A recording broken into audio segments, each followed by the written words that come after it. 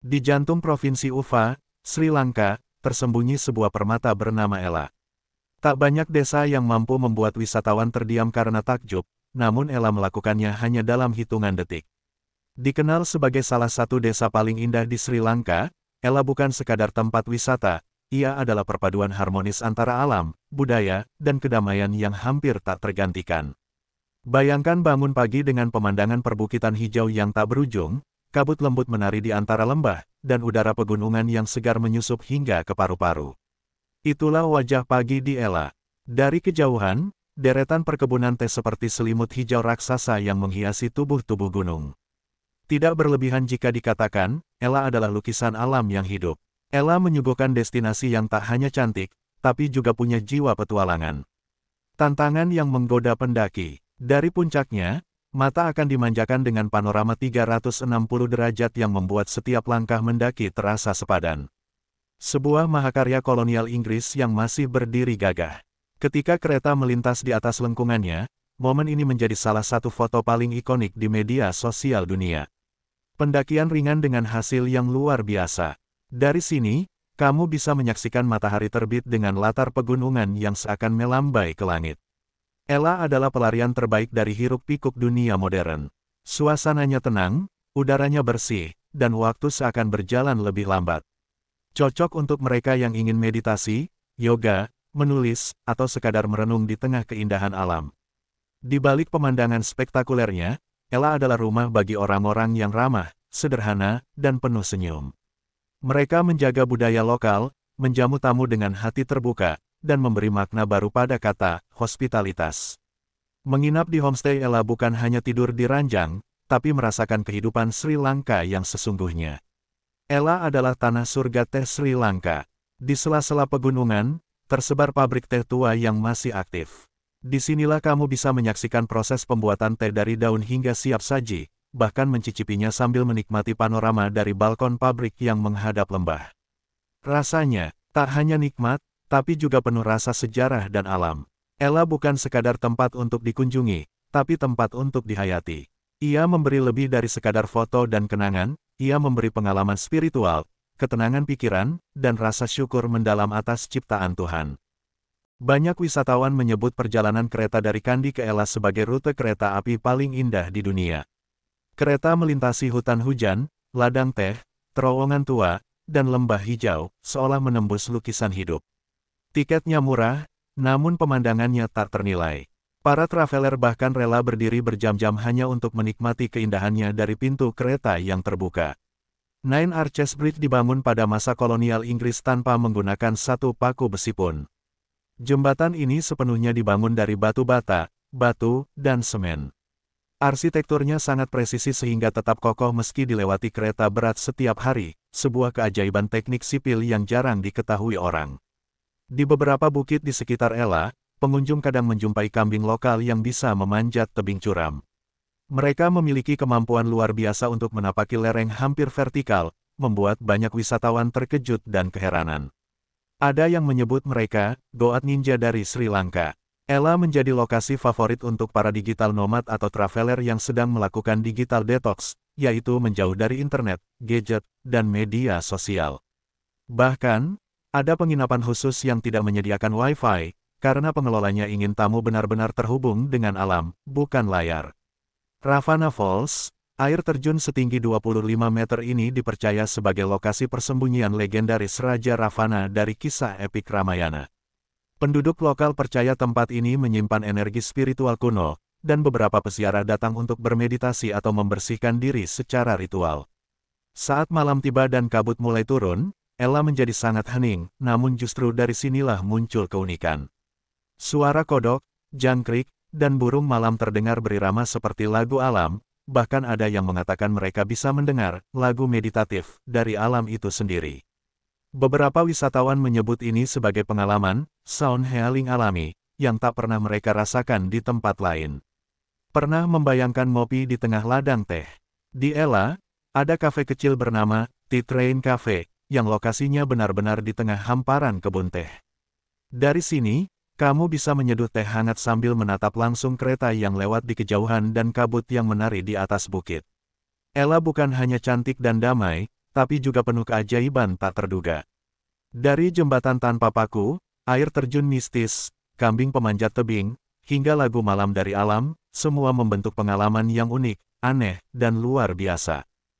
Banyak pengunjung yang datang ke Ella dengan niat sekadar liburan, namun pulang dengan perubahan batin.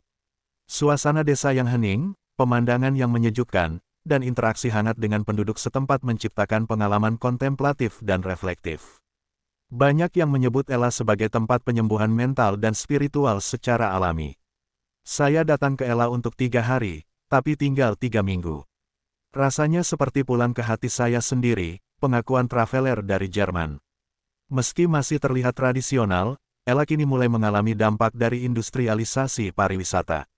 Semakin banyak kafe modern, penginapan mewah, dan pembangunan infrastruktur yang bisa mengancam identitas aslinya.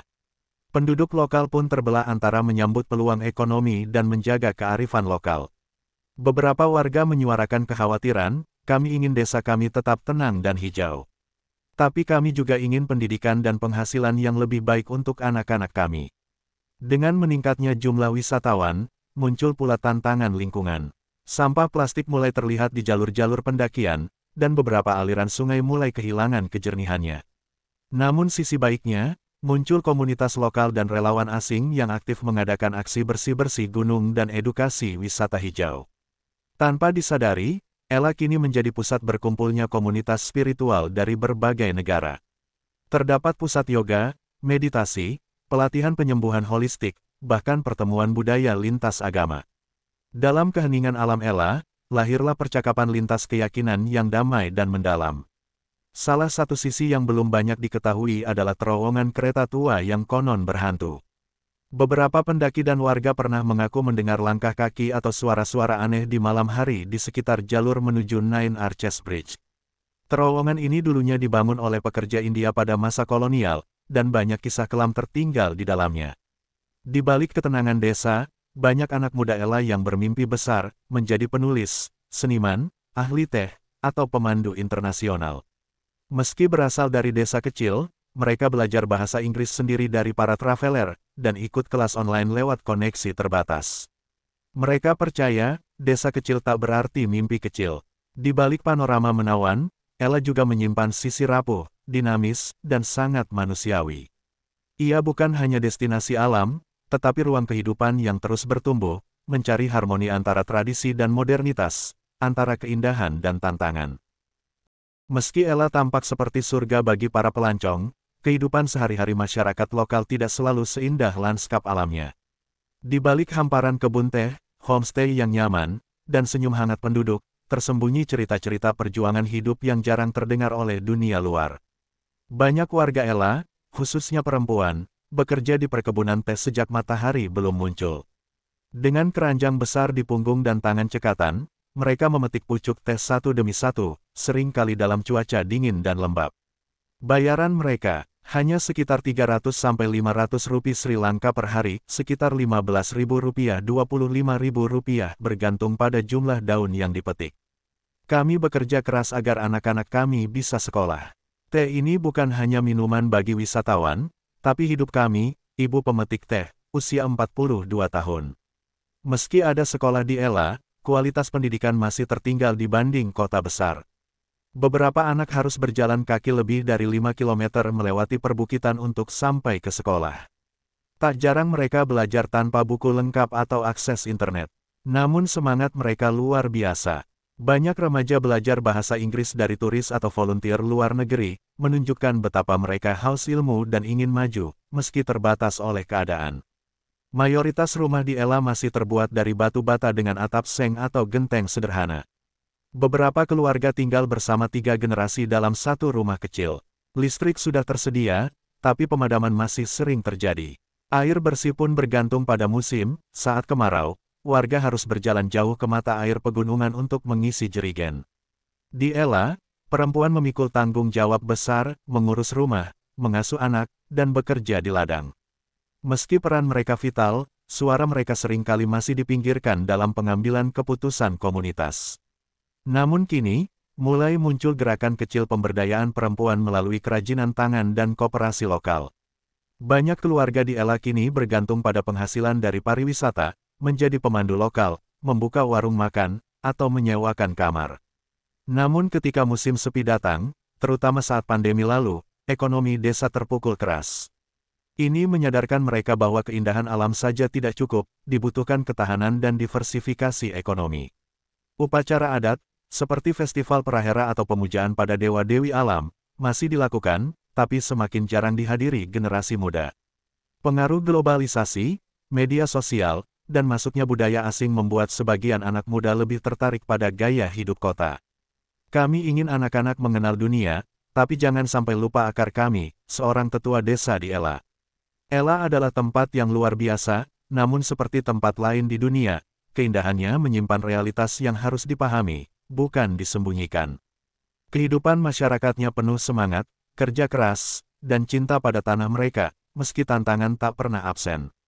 Mengunjungi Ella seharusnya bukan hanya untuk menikmati keindahannya, tapi juga menghormati dan memahami kehidupan mereka yang menjaganya.